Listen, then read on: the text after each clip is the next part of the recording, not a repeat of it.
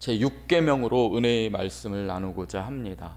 방금 읽으신 바대로 여섯 번째로 하나님께서 당신의 자녀들에게 주신 계명은 겉으로 볼 때는 매우 간단 명료합니다. 살인하지 말라 말씀하셨습니다. 하지만 이 계명은 그 말처럼 단순한 계명은 아닙니다. 이 계명이 어떤 살인도 금지하는 그런 단순한 계명이라면 군인이 전쟁터에 나가서 적을 죽이는 행위도 해서는 안 됩니다. 또는 누군가 실수로 사람을 죽였을 때에도 그 사람은 이 계명을 어긴 사람이 되므로 구제받을 길이 없어지게 됩니다. 심지어 성경을 보시게 되면 살인하지 말라고 분명히 주님이 말씀하셨지만은 이스라엘 백성들 가운데에서는 누군가를 사형시켜야만 하는 그러한 일도 있었습니다. 율법에 그러한 일들을 기록해 놓기도 했습니다. 예를 들면 계획적인 살인을 저지른 자가 있다면 그는 반드시 죽여야 했습니다. 또한 어린이를 우상에게 바친 자도 반드시 죽여야 한다라고 율법은 기록하고 있습니다.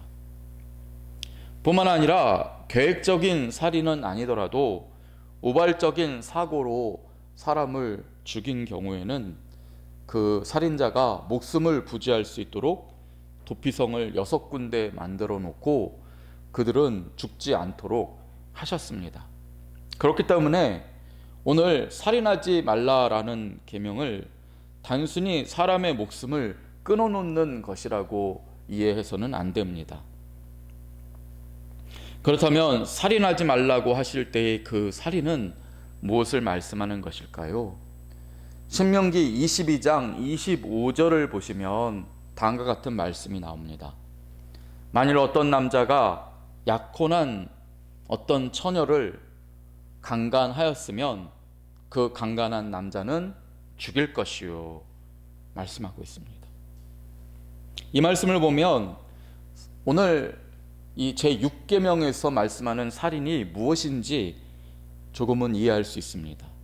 어떤 남자가 어떤 약혼한 처녀, 자신이 약혼한 사람이 아닙니다.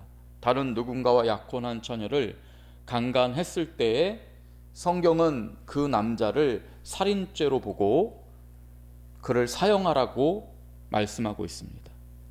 왜 그렇습니까? 약혼한 처녀를 강간한 행위는 그 여성의 삶을 송두리째 빼앗는 일이기 때문입니다. 그 여성의 마음을 심각하게 상처내어 평생 씻을 수 없는 아픔을 주는 행위이기 때문입니다. 그러므로 그 처녀가 비록 죽지는 않았을지라도 성경은 그 남자를 살인죄에 해당함으로 사형시키라 그렇게 말씀하고 있는 것입니다. 여기서 우리는 성경이 말씀하는 살인이 무엇인지 알 수 있습니다. 살인은 단지 사람의 몸을 죽이는 것이 아닙니다. 그 사람이 가지고 있는 마음에 깊은 상처를 내서 평생 씻을 수 없게 만드는 것, 그것이 살인입니다. 어떤 사람의 찬란하게 펼쳐질 수 있는 미래의 가능성을 망가뜨리는 행위, 그러한 것들을 살인이라고 하는 것입니다. 그렇기 때문에 우리는 살인뿐만 아니라 죽음에 대해서도 지금까지의 생각을 좀 바꿀 필요가 있습니다. 성경이 말씀하는 죽음은 단지 생물학적 죽음만을 의미하지 않습니다. 의사는 심장이 멎고 뇌가 더 이상 작동하지 않는다면 죽음이라고 그렇게 진단하지만은 성경이 말하는 죽음은 그것을 넘어섭니다. 왜 그렇습니까? 심장이 멎고 뇌가 작동하지 않는 상태에 있는 사람이라고 할지라도 그에게는 여전히 영혼이 살아있기 때문입니다. 인간은 육체만으로 구성되어 있지 않고 영혼이 함께 있습니다. 창세기 2장 7절은 그 사실을 분명히 우리에게 알려주지요. 여호와 하나님께서 우리 인간을 어떻게 지으셨습니까? 땅의 흙으로 사람을 빚어 지으신 후에는 생기를 당신이 가지고 계시는 생기를 사람의 코에 불어 넣으셨습니다. 그래서 사람이 생명이 되었다. 육체가 살아있고 영이 살아있는 존재가 되었다 말씀하고 있습니다. 이 말씀에서 우리는 죽음에는 두 가지가 있다는 사실을 유추할 수 있게 됩니다. 첫 번째 죽음은 몸의 죽음입니다. 몸이 더 이상 죄를 짓거나 악에 치우치지 않게 된다는 것은 육신이 죽는다는 것을 말합니다. 반대로 몸이 더 이상 아름다운 선을 행할 수 없고 의미 있는 삶을 추구할 수 없으며 행복한 미래를 그려나갈 수 없게 되는 그것도 몸의 죽음을 말합니다. 그렇기 때문에 오늘 살인하지 말라라고 하신 이 계명은 누군가를 죽여서 양극단의 일들을 하지 못하게 만드는 것을 말합니다. 누군가를 죽여서 그가 앞으로 행할 수많은 선한 일과 행복의 추구와 의미 있는 삶을 살아갈 수 없도록 만드는 그 행위를 하지 말라는 의미에서 살인하지 말라는 계명을 주셨습니다. 또한 율법에서 누군가를 사형시켜야 한다라고 기록하고 있는데요, 그것 또한 그의 영혼을 죽이는 것이 아닙니다. 그 누군가가 다른 사람의 삶을 송두리째 빼앗는 그 나쁜 행위, 삶의 아름다운 미래를 짓밟는 그 행위를 더 이상 하지 못하도록 그의 육체 활동을 끊어놓는다는 의미에서 사형을 명하고 있는 것입니다. 방금 전에 말씀드렸듯이 이 어린이를 우상에게 내어주는 행위는 그러므로 사형에 해당하는 죄라고 할 수 있습니다. 극단적인 경우에는 그 어린이를 제물로 바쳐서 당장 죽이는 일도 있었겠지만은 여기서 말씀하는 어린이를 우상에게 내어주는 일은 그 어린이가 귀신을 따르게 한다거나 또는 우상을 섬기는 사람이 되도록 방치하는 행위를 말합니다. 그렇게 되면 어떻게 되겠습니까? 인생을 막 시작해야 되는 어린이가 평생 귀신에게 놀아나는 어른이 될 것이고, 우상을 섬기는 그 일을 통해서 그의 인생은 선한 일이나 의미 있는 삶을 살아갈 가능성을 잃게 됩니다. 그러므로 그런 행위를 저지른 사람은 사형에 해당한다라고 말씀하신 것입니다. 이러한 육신의 죽음과 함께 성경은 영혼의 죽음이 있다라고 말씀합니다.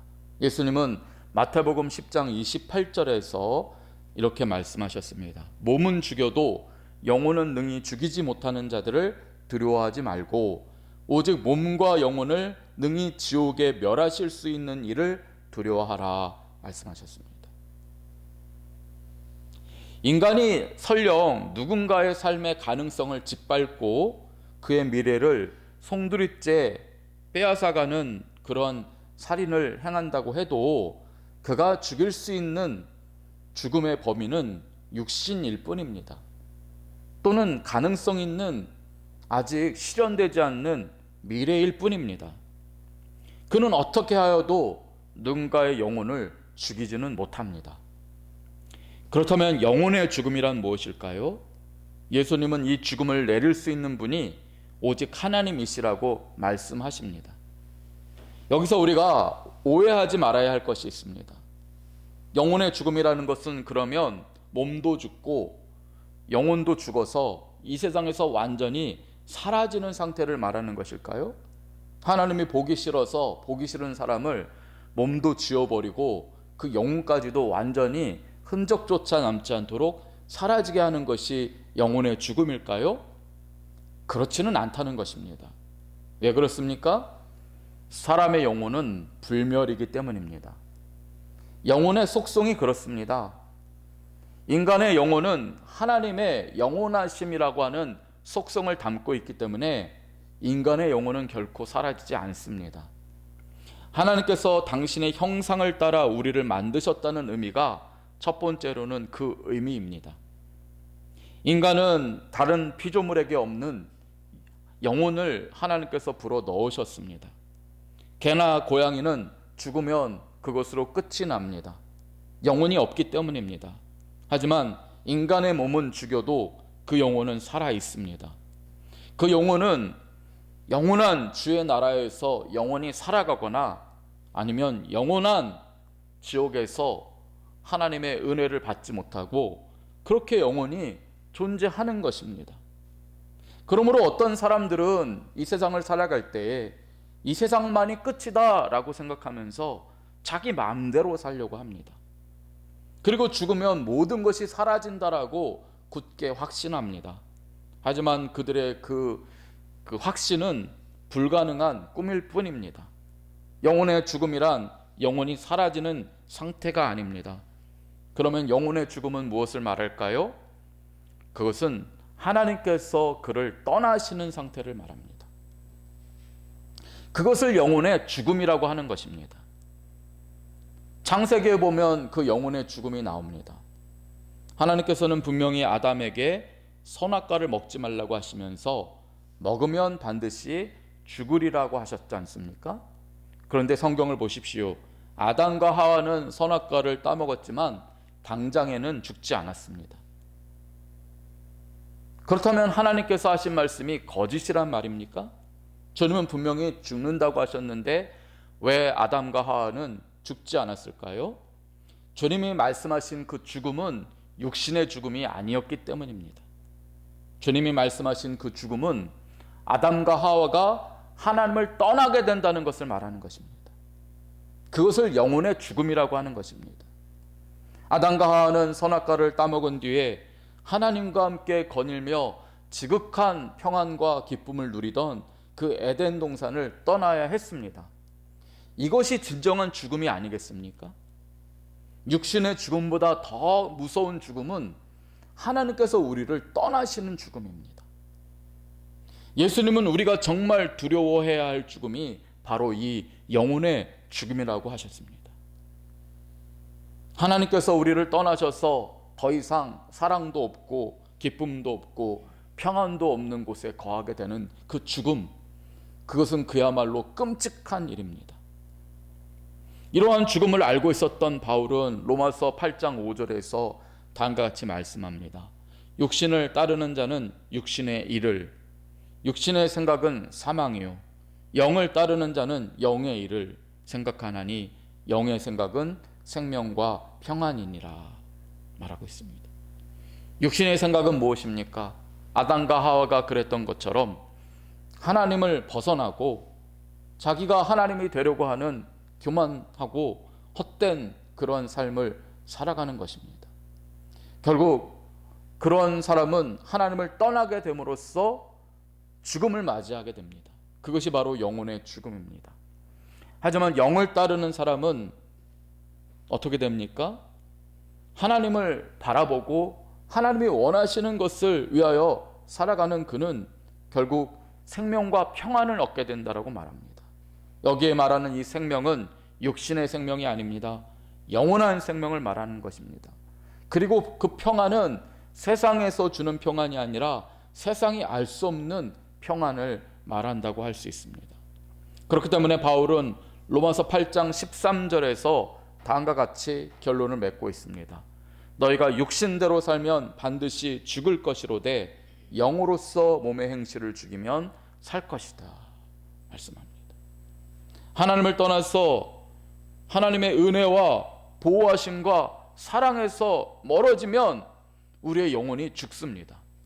그러나 영으로서 몸의 행실을 죽이면 내 몸은 더 이상 악한 일을 행하지 않게 되지만 그로 인해서 우리의 영혼이 살아나게 되는 것입니다. 바울은 고린도전서 15장 31절을 보면 나는 날마다 죽노라 라고 고백했습니다. 이 죽음이 바로 자신의 그 모든 죄를 죽이는 사형을 말합니다. 하나님을 벗어나려고 할 때마다, 하나님의 뜻과는 다른 일을 생각할 때마다 바울은 십자가에 자신을 못 박아 사형시켜 왔습니다. 그렇게 자신의 헛된 것을 죽인 뒤에는 새로운 피조물로 거듭나서 주님을 기쁘게 따르는 그런 인생을 살게 되었다는 것입니다. 무엇보다 오늘 말씀을 묵상하는 중에 저는 지나온 과거에 나를 살인한 자들을 용서할 수 있다라는 그런 희망을 품게 되었습니다. 방금 말씀드린 바와 같이 성경이 말씀하는 살인은 단지 누군가의 육체를 죽이는 것이 아닙니다. 그의 영혼을 괴롭히는 것, 그가 가진 삶의 가능성을 빼앗는 그 행위를 살인이라고 말합니다. 그렇다면 저도 그렇고 우리들의 인생에는요, 누군가로부터 영혼의 괴롭힘을 당하고 또 삶의 가능성을 빼앗긴 그런 세월들, 얼룩진 그런 과거들이 있습니다. 처녀를 강간하여 그녀의 인생을 빼앗은 자들처럼 이 세상에서는 우리의 영혼을 흔들고 많은 세월을 늪에 빠뜨려서 하나님께로 나아가지 못하게 한 수많은 자들이 있습니다.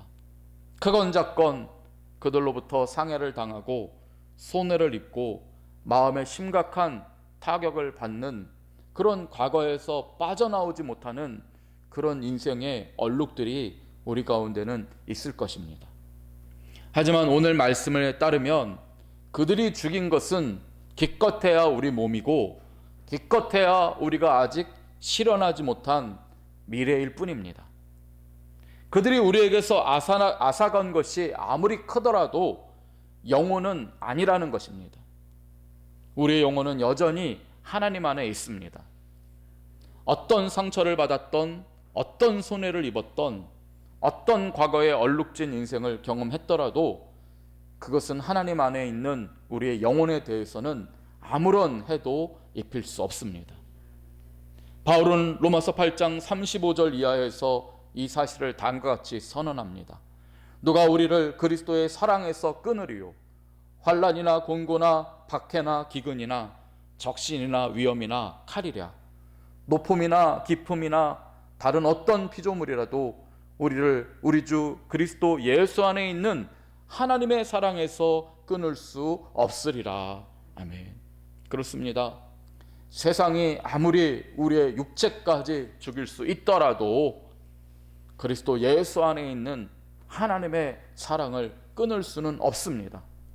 이 사실을 믿고 다시 일어서시기 바랍니다. 과거의 모든 얼룩은 뒤로하고 주님께 맡기고 미래에 주님 안에서 새로운 가능성을 열어가시기 바랍니다. 우리의 영혼은 아무런 상처 입지 않습니다. 우리의 영혼은 하나님 안에 있습니다. 우리만 손 놓지 않는다면 주님은 영원히 우리의 영혼을 살리실 것이고 주님 다시 오실 때는 죽었던 육체까지 부활시키셔서 영과 육체가 함께 주님의 나라에서 살아가게 될 것입니다. 궁극적인 승리가 우리에게 주어져 있습니다. 아름다운 미래, 영원한 찬란함이 우리의 것입니다. 이 하나님의 뜨거운 사랑, 죽음까지도 이기시는 주님의 그 은혜를 믿으시고 죽음에서 생명을 경험하는 인생의 주인공들 되시기를 주님의 이름으로 축원드립니다. 아멘. 기도하겠습니다. 주님, 살인하지 말라라고 하는 주님의 이 말씀을 묵상하는 가운데 죽음에서 부활하여 영원한 생명으로 이끌어 주시는 주님의 사랑을 경험합니다. 주님, 몸은 죽여도 영혼까지 죽이지 못하는 이 세상을 두려워하지 않게 하시고 아버지, 주님을 붙들므로 인하여서 그 어떤 얼룩과 상처 가운데에서도 다시 딛고 일어나는 생명의 주인공들이 되게 하여 주옵소서. 감사드리며 예수님 이름으로 기도드립니다. 아멘.